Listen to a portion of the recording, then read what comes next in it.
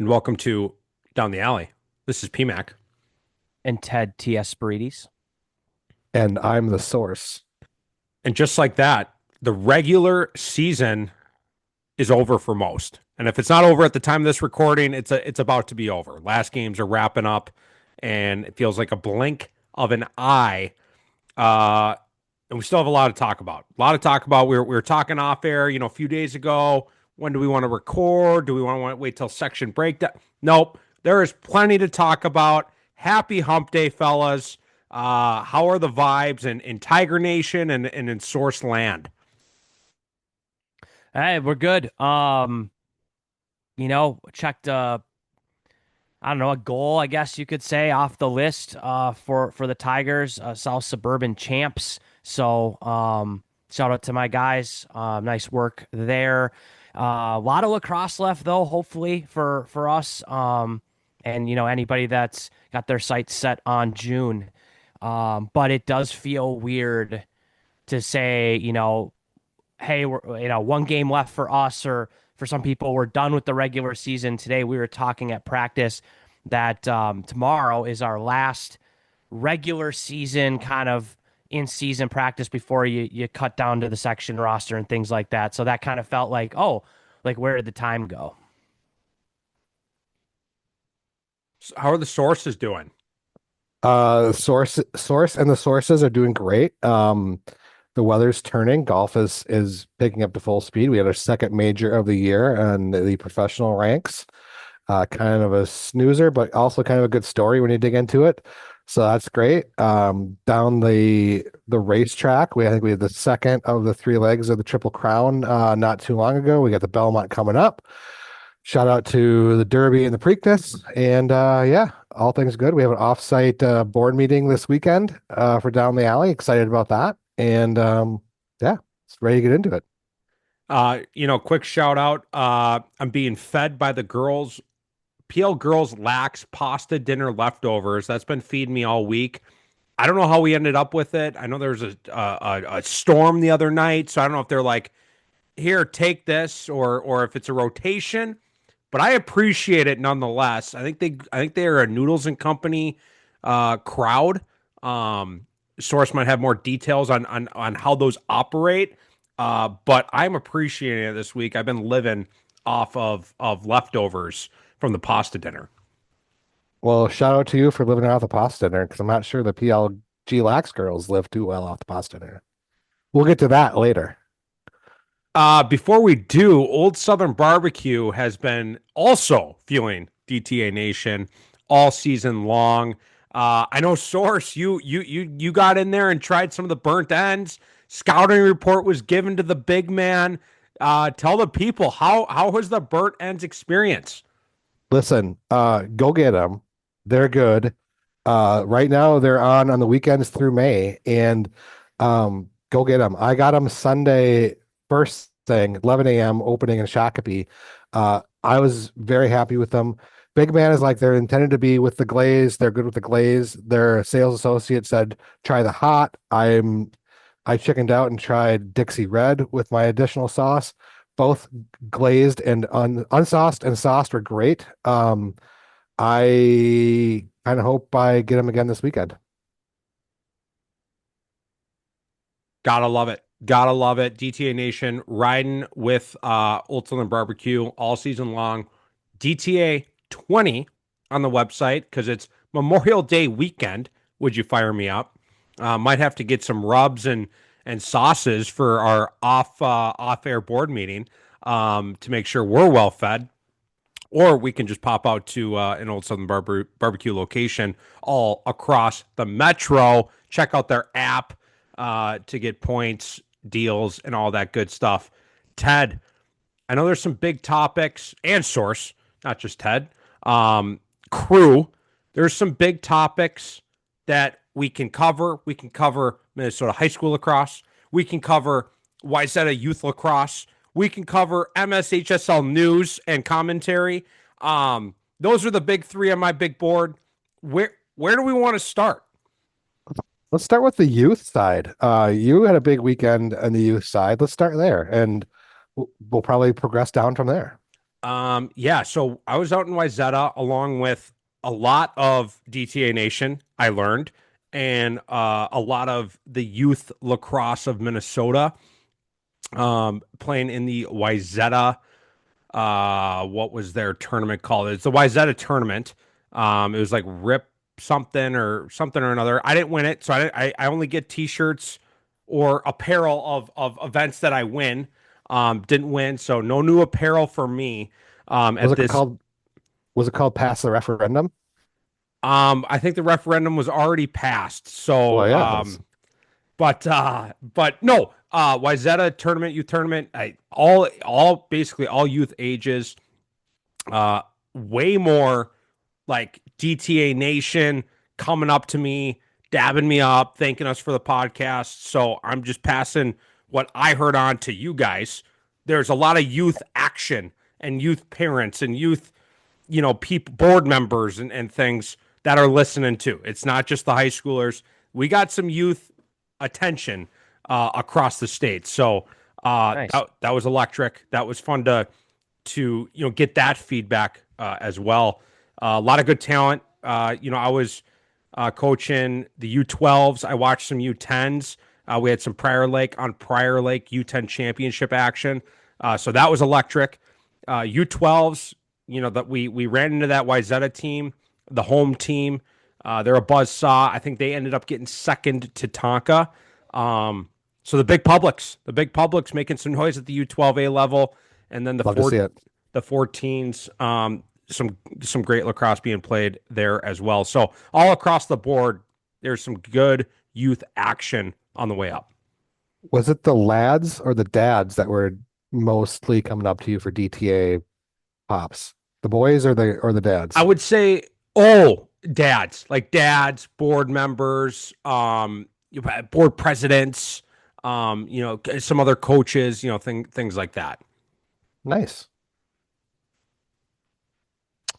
Yeah, that's all I got on Wayzata Youth lacrosse tournament this weekend. Shout out Wayzata.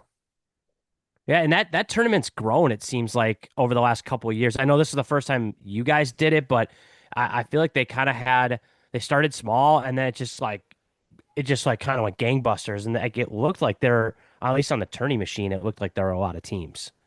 Yeah, I think there's a good amount of teams. I guess a complaint from a large association who doesn't know exactly how many teams they're going to have at every level.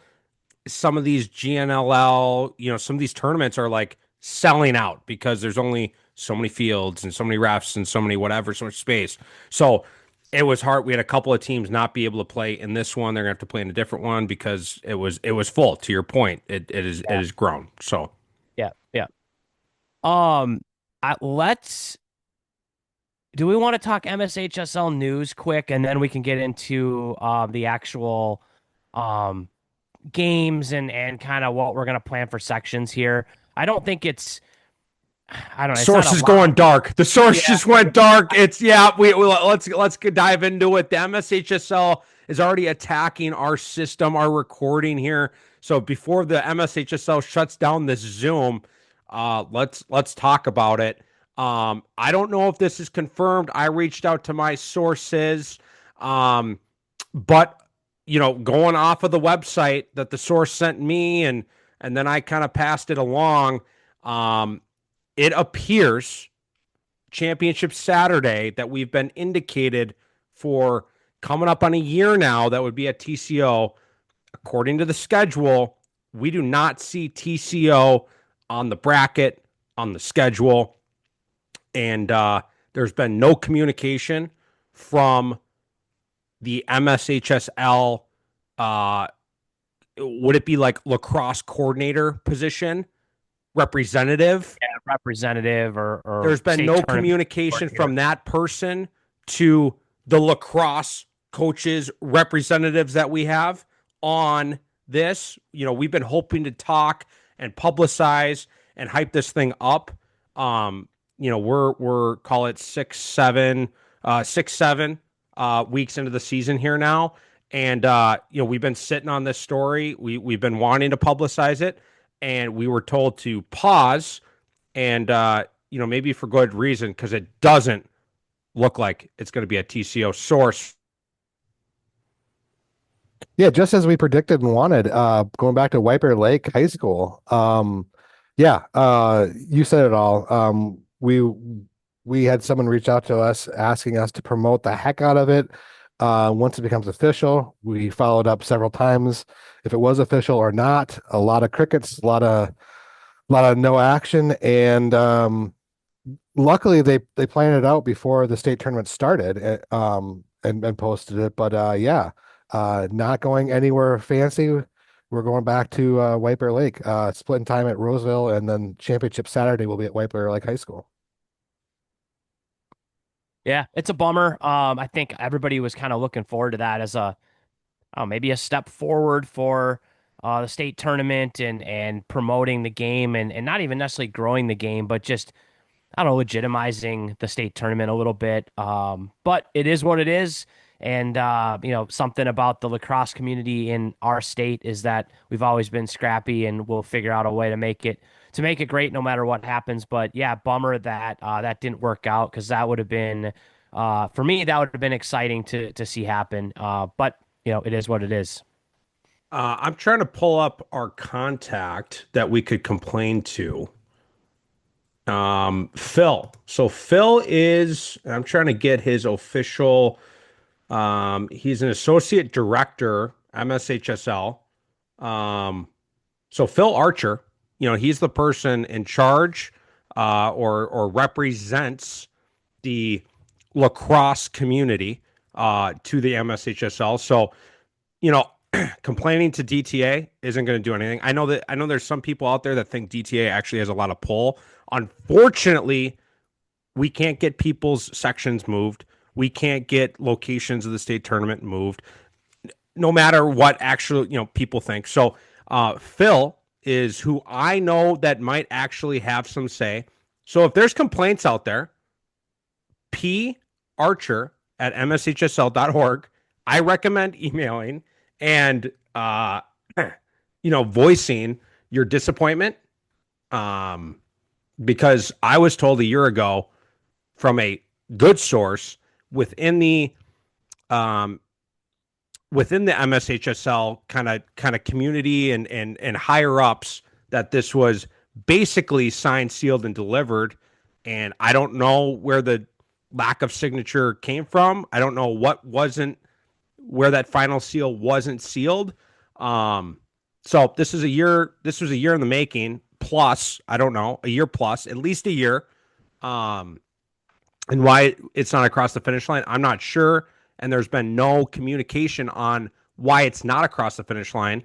So let's start bugging Phil and let's get some communication and some clarity around why this isn't across the finish line. So P Archer, Parcher at mshsl.org. And yeah, let them know how you feel. Some more Phil Archer news. As reported earlier this year by several people and down the alley, uh, Gentry Academy had moved from Section 4 to Section 7 on the girls' side, um, kind of right before the season started. And it was a little confusing to many and a little surprising to all, or maybe not all, but lots. I'm hearing a lot of chatter from several independent sources. I definitely haven't read a memorandum from the MSHSL, but apparently Gentry, luckily before section starts, are going to be moved back into section 4, because of maybe some procedural violations in their move to the section 7. So that got raised. It got bubbled up to your guy Phil and the high school league, and they said allegedly, no, go back to section 4 and do this right if you want to do it and make a move. So Gentry moving back to section 4 with Stillwater and Hill and White Bear and that lot.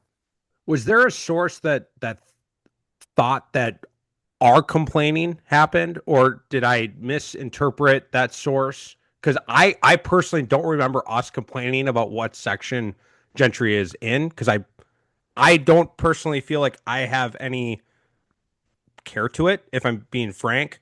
But if we did complain about it, hand up, I forgot about complaining about it. But I don't Or think did we, I read some things no, I, incorrectly? I don't think we complained. I think we reported it or Okay.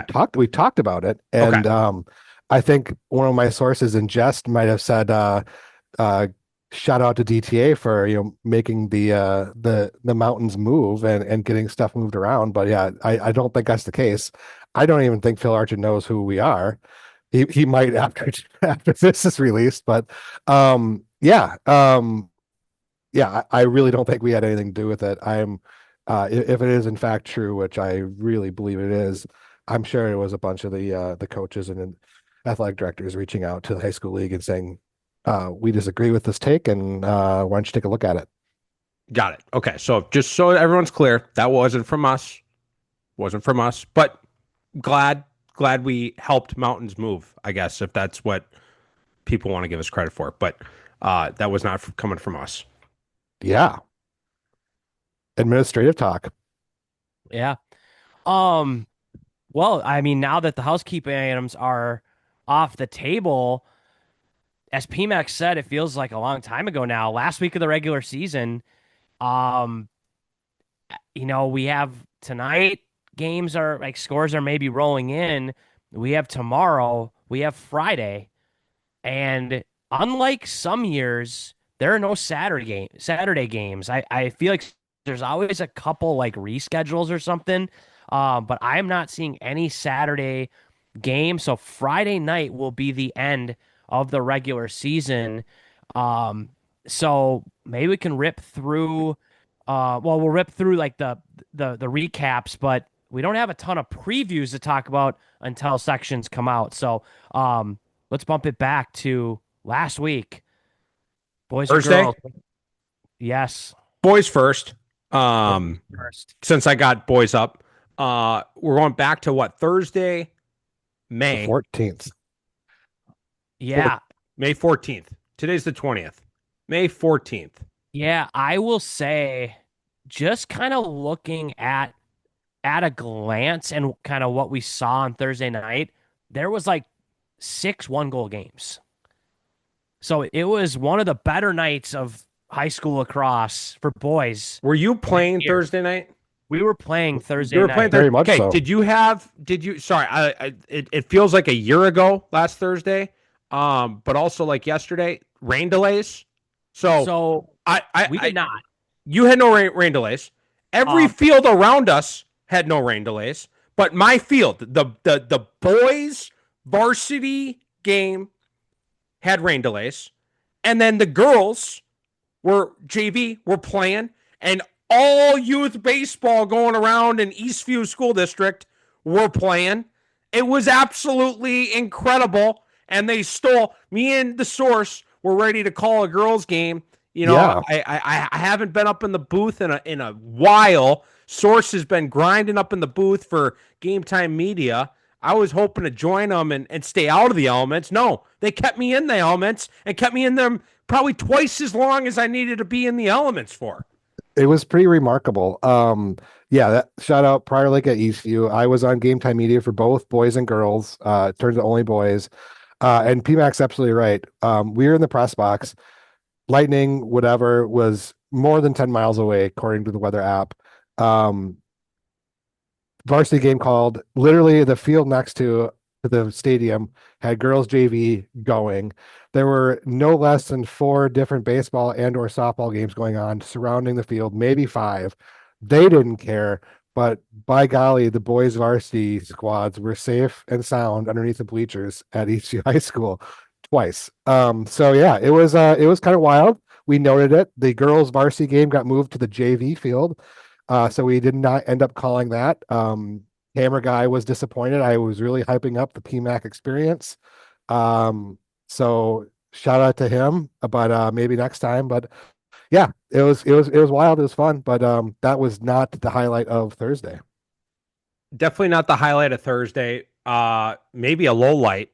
A Might bunch have of been. 1 goal games. Sorry to divert our okay. conversation away from the good lacrosse and lacrosse actually being played. Yeah, we had Duluth Marshall 6, Breck 5, over 3 overtimes. what Eden Prairie 7-6 over Wayzata. That one looks to be like it was in regulation. Edina St. Michael Albertville was an 8-6 game Edina win, so not a one goal game, but a tight game. Egan in overtime over Shakopee. Farmington, two overtimes over Rosemount. Uh, Elk River, Zimmerman, 9-8 over Totino Grace. Um, Lane over Orono. Blaine over Orono. I don't see that one, but I'll believe you. Eight Retweet. seven. I see it. All right. Stillwater, 13-12 over Benilde St. Margaret's in a wild finish. We can talk. Oh, there's that 8-7. And then Grand Rapids Greenway, 7-5 over Superior, two-goal game. Park Cottage Grove, 8-6 over Trimac, two-goal game. Uh, Lots of tight games on Thursday. A lot of fun matchups. Lots Yeah. of overtimes, and add up all those overtimes. I forgot to mention this. It doesn't add up to all the overtimes of the U14B Wayzata championship game. 8 overtimes, folks. 8. Yeah, This that's game pretty. took almost 2 hours. Prior Lake losing in an absolute barn burner of 8 overtimes. You can't make it up, folks. Ted, sorry, back to you. No, that and obviously I was in a game, so I didn't really have a ton of eyes on anything else.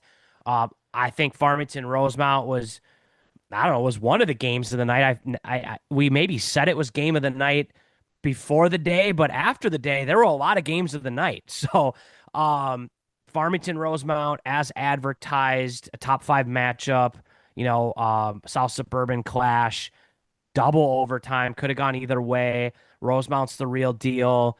I think they jumped out to a 2 or 3 goal lead early. Then we had a 3 goal lead later. They stormed back.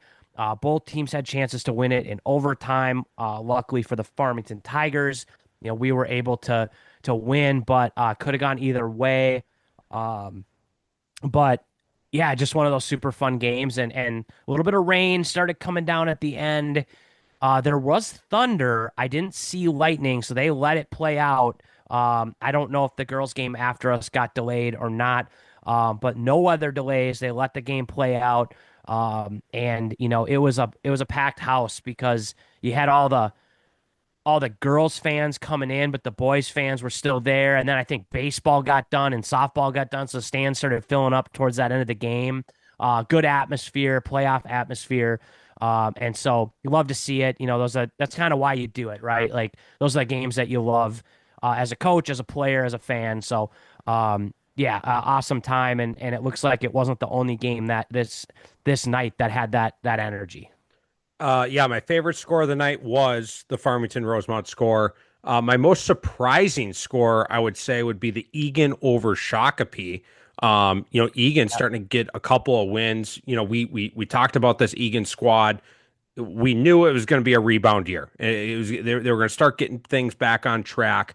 And this is another win for them. Yeah. A great win for them. This Lakeville North intercity battle. A 4-goal spread. I don't know if it was, how it got to that spread, but a close game nonetheless. The most talked about game, at least in my circles in the Discord, is this Benilde Stillwater game. Ted, what do you have on this one? Didn't see it live. There was quite a bit of banter on it in the Discord. I finally had a chance to watch the stream on this. Benilde was in control most of the game. I think they were up by 4 with like under 4 minutes to play, and Stillwater just went into hyperdrive and just found a way to score quickly, and it was just kind of like you blinked and all of a sudden it was tied. And I believe this one went into overtime as well.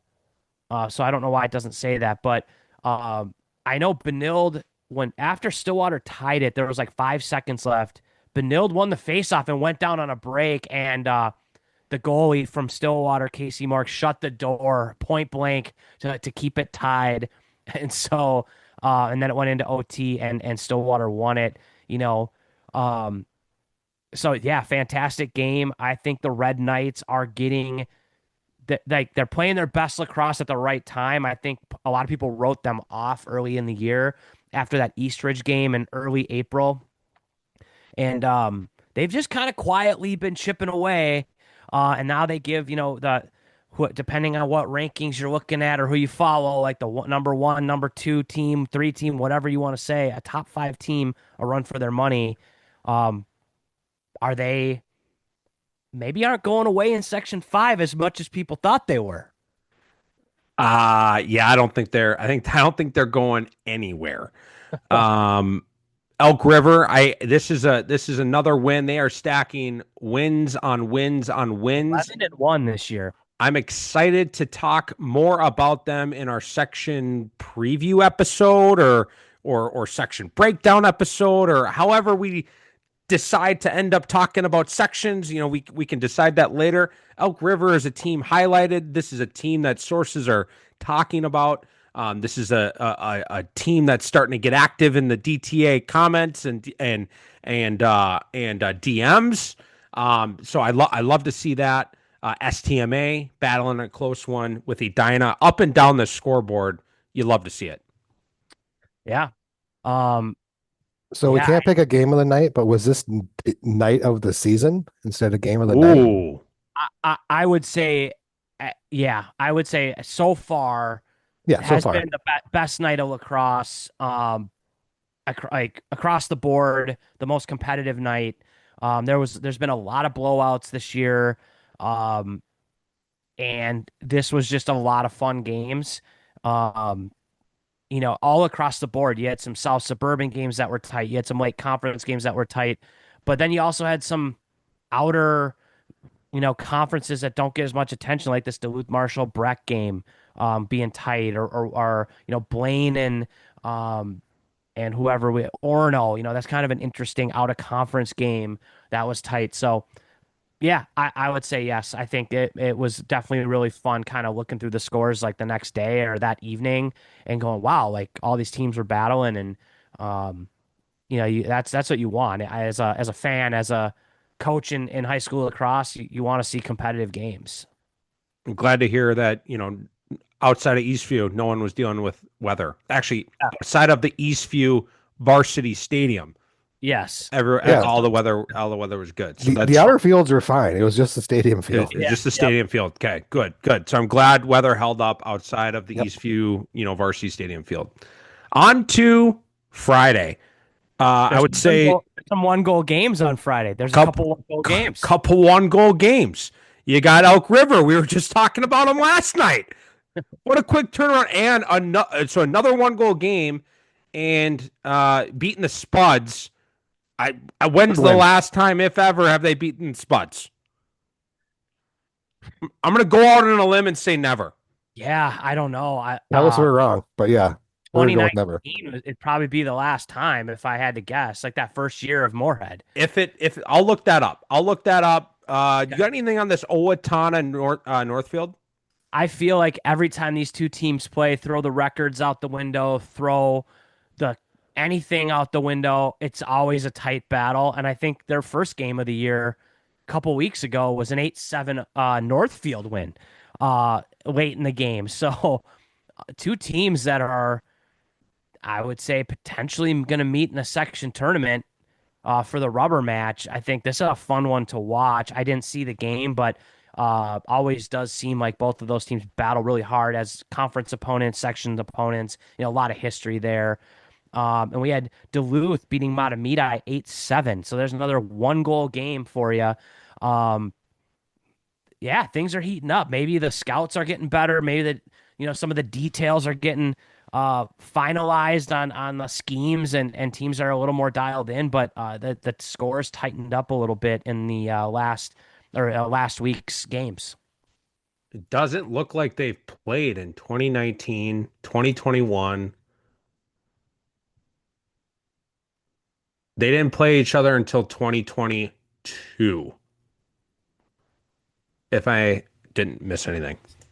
So this might be the first time that they've beaten Moorhead, Elk River. Shout out to the Elks. Yeah.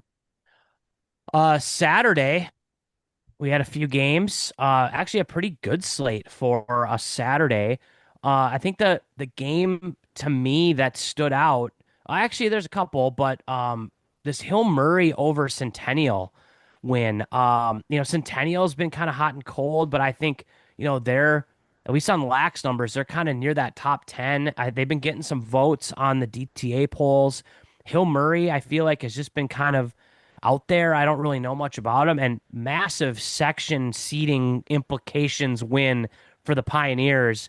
That could maybe potentially get them a home game versus an away game in a section semi or for sure a quarter. So huge win for them. Nice job. Simley got their first win of the year, 12-8 over Cloquet. Shout out to Simley for getting their first win.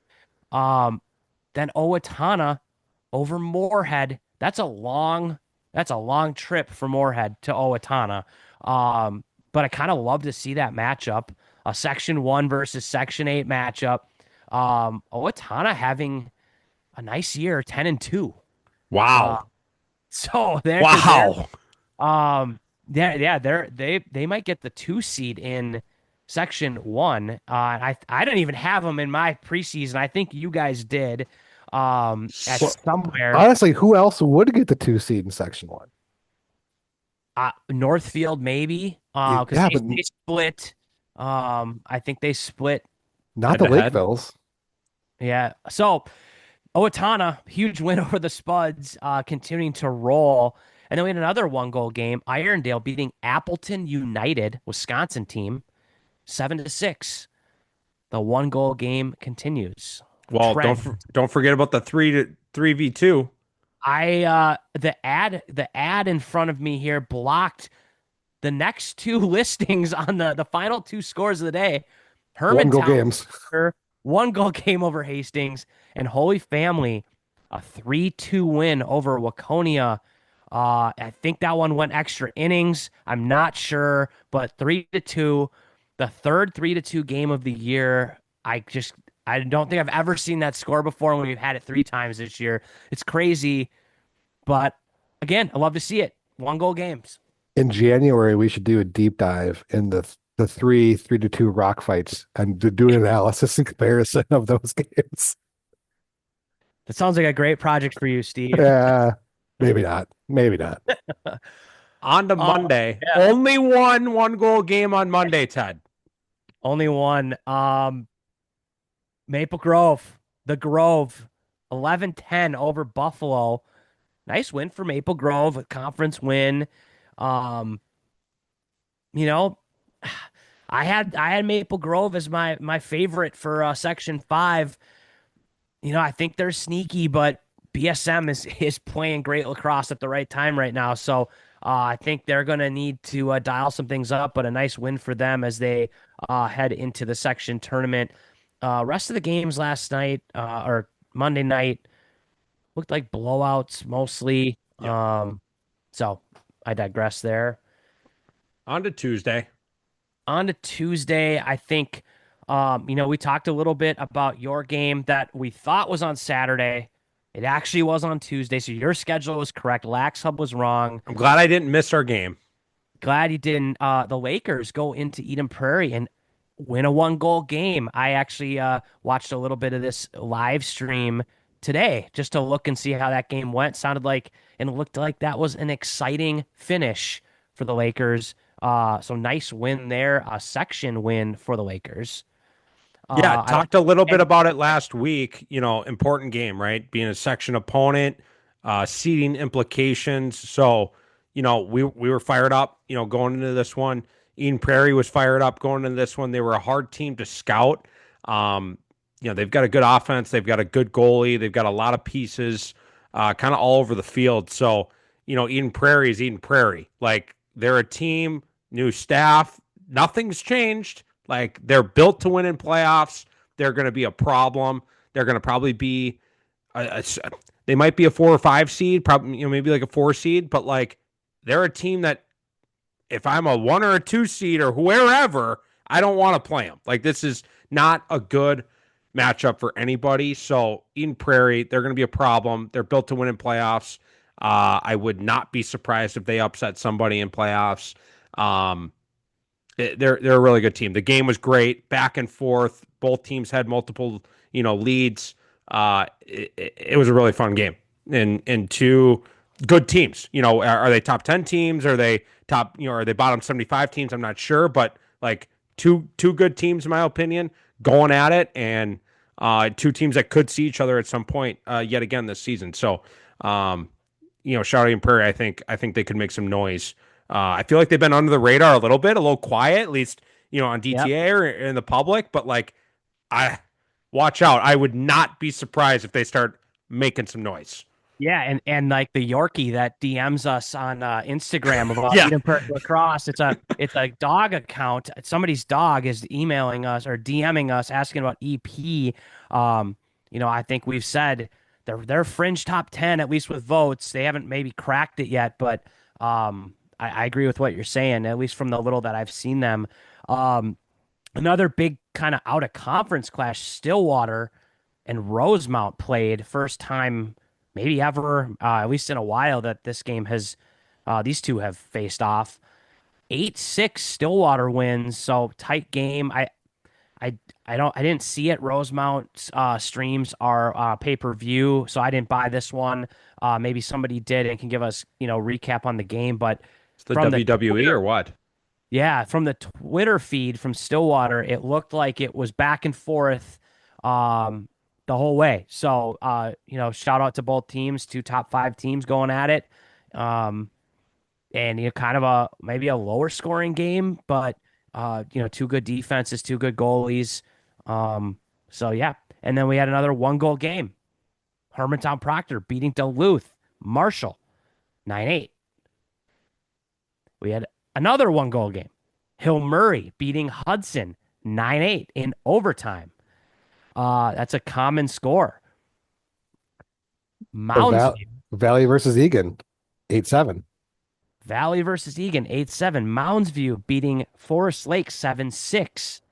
Osseo Park Center beating Holy Angels 11-10. Breck over Hop, 7-6. Breck over Hopkins 7-6. A lot of games played last night. Um, so yeah, There's a little chilly of a night too.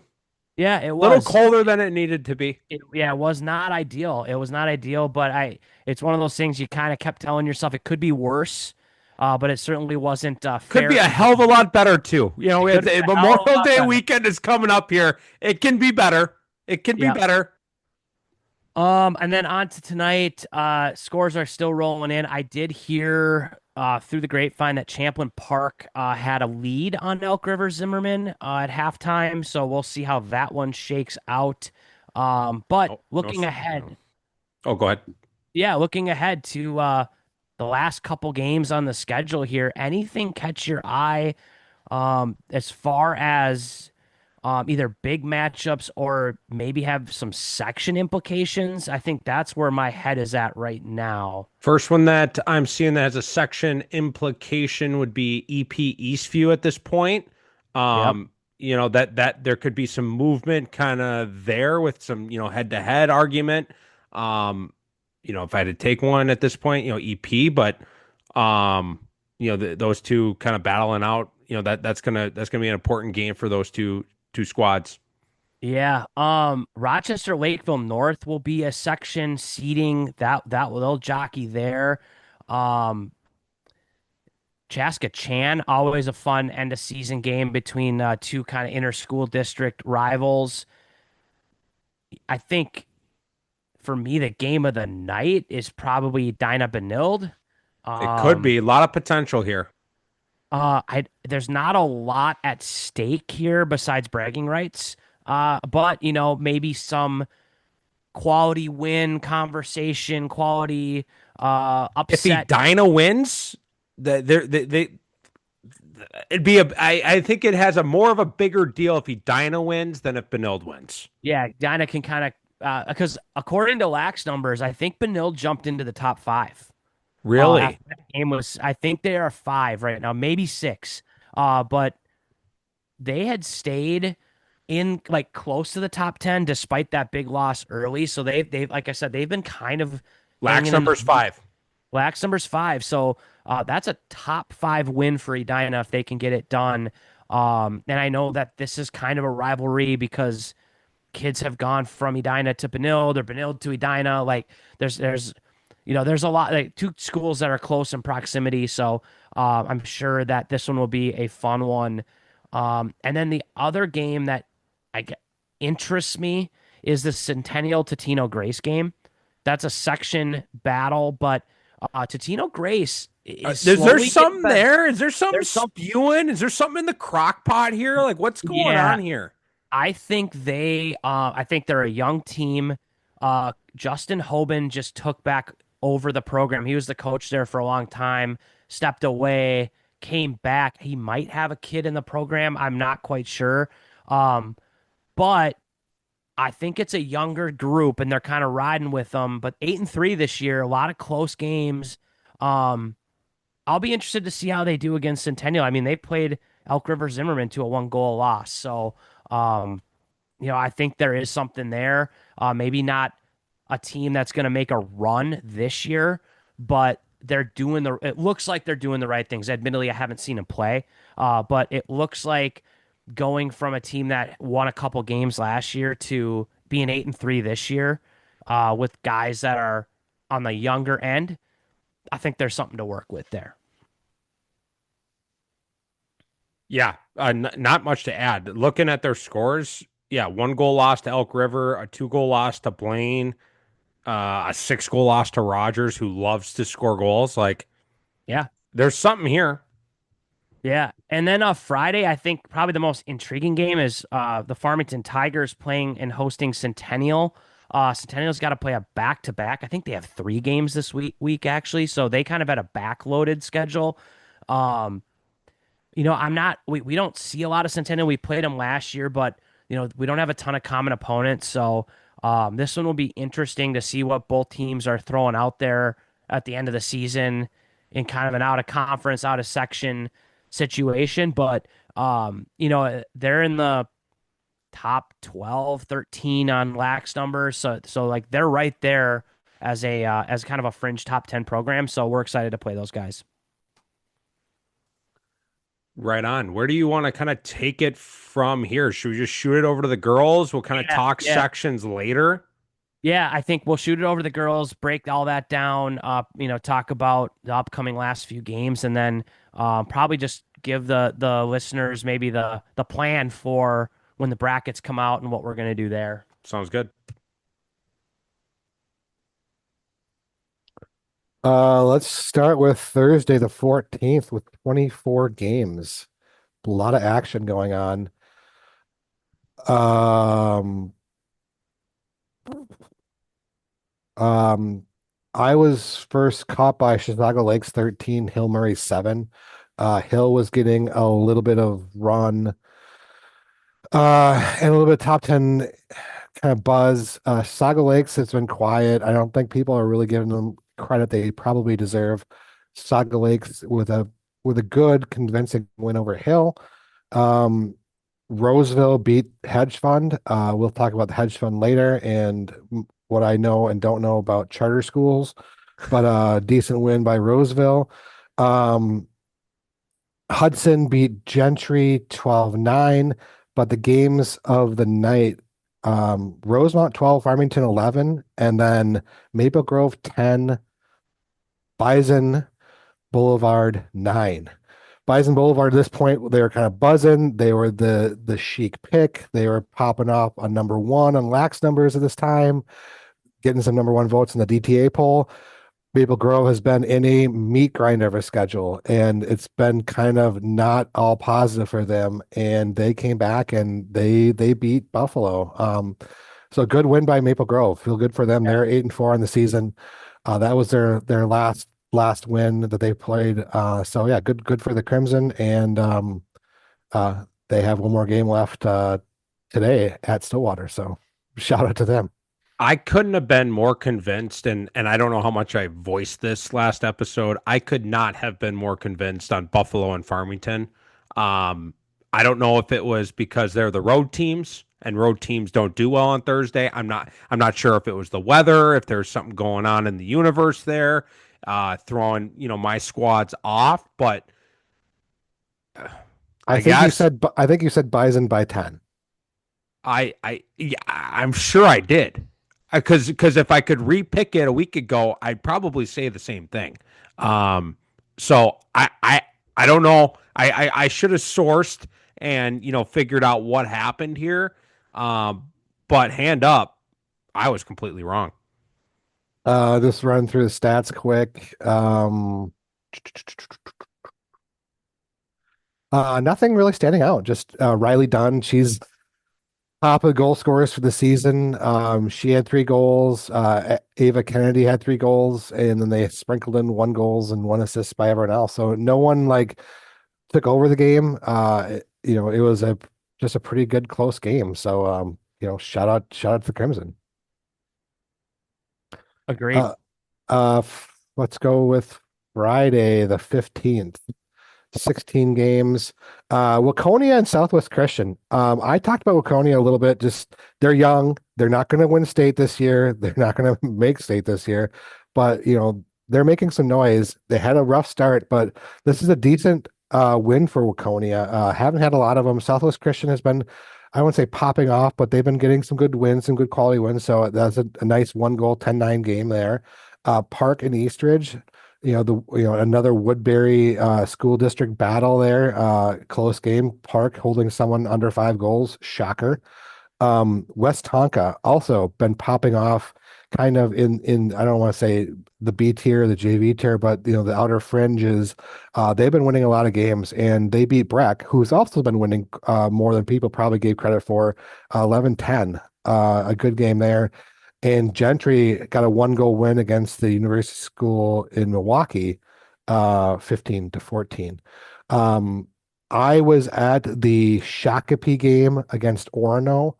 Shakopee was up, I believe, 3-2 after the first quarter. I was texting you guys on this. Shakopee, if they do anything, they try and they work and they play really hard. And they kind of gave Orono, I wouldn't say fits, but they gave Orono all they wanted for 3 quarters. And Orono kind of took over in the fourth quarter. Shakopee maybe ran out of gas a little bit, but um, Shakopee, as we'll talk about later on in the schedule, showed out. And I called them big game hunters last week, and this is the biggest of big game. They took down some other big game later on, but good for them for showing out, and they're going to get the 4 seed in Section 6. Yeah, I got nothing to add on Shakopee, but this is a squad that has made noise. I think they're on everyone's radar now, especially as we'll talk more about them in later games. Um, Very interesting. All eyes, I think, are on Shakopee at this point. Agree. Well, maybe not all eyes, but there are eyes on Shakopee. South suburban bias eyes. Yeah, South suburban eyes on Shakopee. Yes. Might be a fun semifinal game for whoever the 1 seed will be in Section 6. Turning to Saturday, the 16th. First game to note, Hill Murray 17, St. Croix Pep 6. I call this a battle of East Side private schools. I was corrected. Full hand up, mea culpa. I am a public school guy. I went to public schools. My kids go to public schools. I don't even know what a charter school is. Allegedly, St. Croix Prep is a charter school. Apologies to everyone who needs an apology on that and deserves one. They are not a private school. They are a charter school. Hill Murray, I think, still is a private school. Are they Saturday, considering changing to charter though? I know they're not going to do that. Okay. They're not going to do that. Buffalo bouncing back against the Cougars of Lakeville South, 19-14. Not a 1 goal game, not a low scoring game, but a good bounce back win for Bison Boulevard after taking on the chin against the Crimson. And then my Waconia little squad beating West Tonka 13-12, another 1 goal game. Let's just see how many wins that is in the season for Waconia. I'm going to guess it's somewhere in the 4-5 range. I think they're 4-8 if I'm not mistaken. 4-8. That's not too shabby. They had a tough one against Chaska later on this week, but yeah, they've had fewer wins in the season, so it's good to see some of the other teams kind of cycle around and have some positivity here going into the postseason. On to Monday. Monday, 12 games on the docket. The Elks of Elk River and Zimmerman, 8 Andover 7. Not your older sister's Andover squad, but still a well-coached squad, knows what they're doing. Elk River rounding into shape for Section 8 play. It's the end of the season, so Elks may be figuring things out.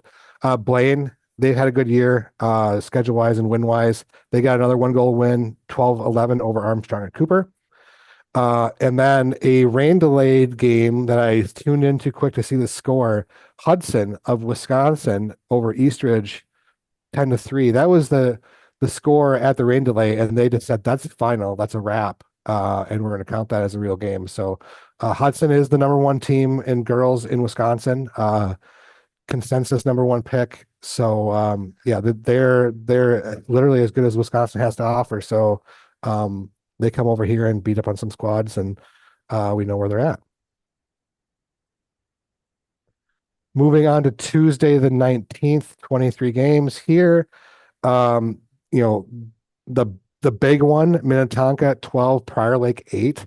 I had lots of sources of this game. I haven't watched this game. I wasn't there, haven't watched it yet. I got lots of reports from lots of different people.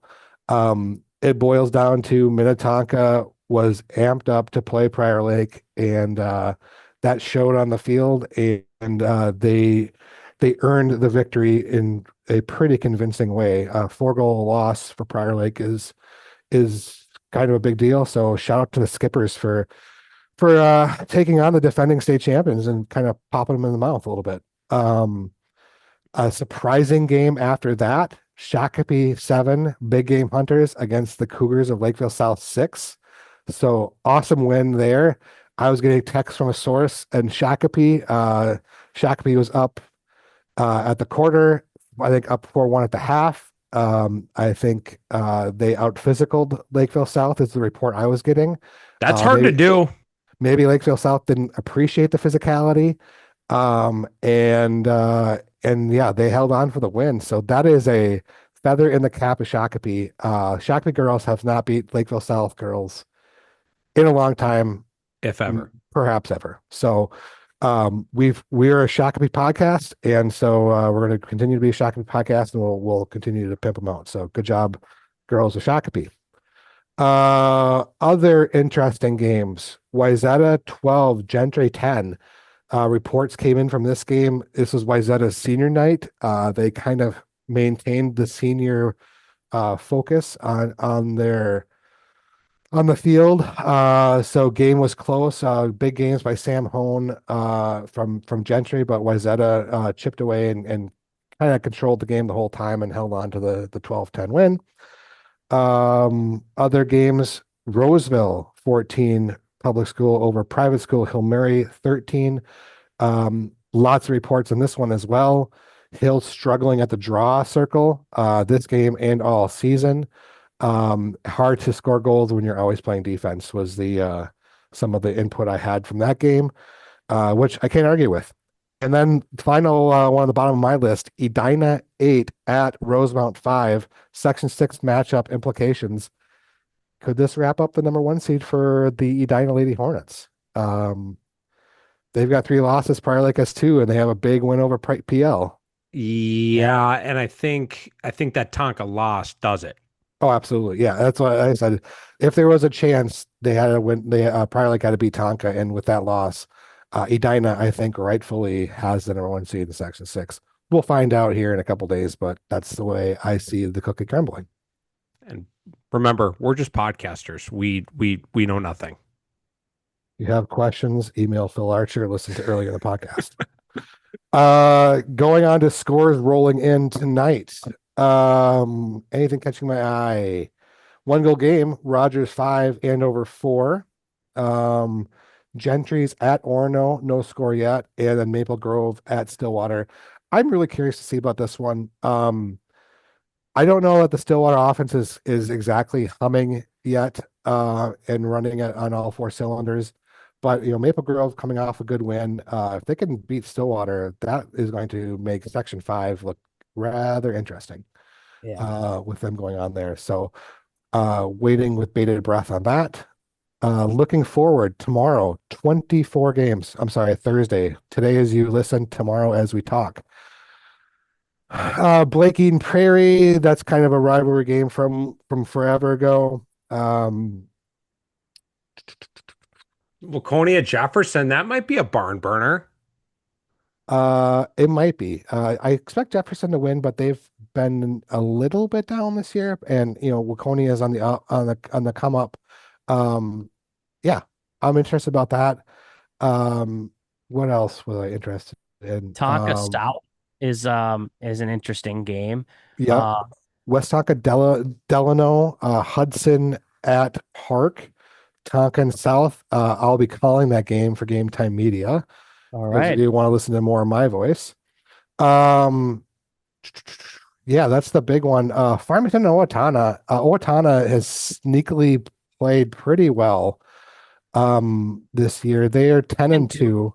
Yeah. Farmington's got the win over South. South is, I think, 7 and 6 or 6 and 6, 6 and 6, and play Tonka tomorrow. Owatonna's going to be in the mix for something in the top four in Section 1. So very curious to see where that shakes out Uh, on the girls' side as well as the boys' side. So that's a big game. That's a big Section 1 seeding implication game. How do we Um, feel about Farmington girls lacrosse kind of going into playoffs, end of season here? Like they've had some wins, they've had some losses, they've had some big wins, like they've made some noise, they've been quiet. Like who's going to win that section well, I think I was texting that all Section 1 runs through Farmington at one time, right at after one time? after Do they the today? win. You know, um, they're 7 and 5. South is 6 and 6. They've played very similar schedules, South Suburban. Um, I'm looking at Farmington's schedule now. They have a 1 goal loss to Hudson. Talked about before, number 1 team in Wisconsin. They have a 1 goal loss at Hill, kind of early on. They have a 1 goal loss to Rosemount. Like quality loss podcast. Those are 3 close games that could have gone either way. Sure, they have a 1 goal win at Chaska, which is not looking so great, and a 9 goal loss to Shakopee, kind of coming off the high of beating South. And maybe they're feeling themselves a little bit there, but I kind of think Farmington's still going to be the 1 seed because of that win over South, unless they just totally lay an egg and blow their tires off at Owatonna. Um, that win is a big win, and wouldn't it be fun if Section 1 runs through Farmington? Like, wouldn't that be fun? Let's do that'd that. that'd be fun. It'd be fun. We should have a in-person DTA podcast from Farmington High School. Or at Because you wanted to TC. wait. Nope, not at TCO, at Roseville. Maybe Yeah. Roseville or White Bear Lake. Yeah, we could do that too. Yeah. Probably not as good broadcasting facilities there as at TCO. Moving on to I lost my Yeah. Friday. Friday. Nothing really crazy stands out here. Rochester Century looks to be playing 2 games uh on the road. So there'll be split squad, one at North and one in I mean, that's Superior, Superior. Wisconsin. So That's good for hopefully they them. That's good. figure that out. I feel like that's happened about 5 different times this year. But anyway, whoever they play, I know the boys play Century, so maybe that's the game that's actually happening. I don't know. And then Moorhead St. Michael Albertville, there's probably some section seating implications there, but um yeah, pretty light day on Friday, and that wraps up the regular season. Girls lacrosse regular season has been a total gong show, kind of since opening whistle through the tape here. Everyone's beating everyone except Chisago. Uh, Upsets, 1 goal games, right from the get-go, multiple 1 goal games every day. It's been a really fun and interesting season. The polls have Great. shown it, the votes have shown it. And I'm really, really interested to see what the section seatings are coming out because there's some sections that could go lots of different ways. Uh, s- Yeah. Speaking of sections, do we want to plan on when section seating tournaments get announced, we get on the mics and start talking about it right away? Kind of instant reaction. Is that kind of the best way we think? Yeah. I think Sunday or Monday, I think most of the meetings for sections will happen Saturday at some point with the coaches.